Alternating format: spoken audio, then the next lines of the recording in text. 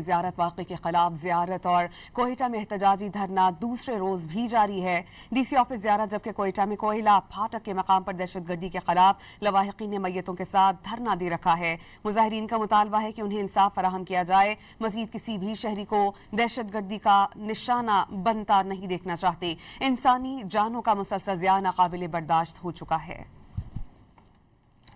زیارت واقعے کے خلاف زیارت اور کوئٹہ میں احتجاجی دھرنا دوسرے روز بھی جاری ہے۔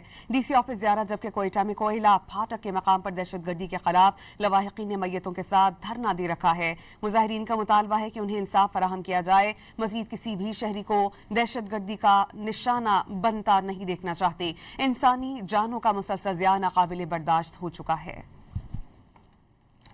زیارت واقعے کے خلاف زیارت اور کوئٹہ میں احتجاجی دھرنا دوسرے روز بھی جاری ہے۔ ڈی سی آفس زیارت جبکہ کوئٹہ میں کوئلہ پھاٹک کے مقام پر دہشت گردی کے خلاف لواحقین نے میتوں کے ساتھ دھرنا دے رکھا ہے۔ مظاہرین کا مطالبہ ہے کہ انہیں انصاف فراہم کیا جائے، مزید کسی بھی شہری کو دہشت گردی کا نشانہ بنتا نہیں دیکھنا چاہتے۔ انسانی جانوں کا مسلسل ضیاع ناقابل برداشت ہو چکا ہے۔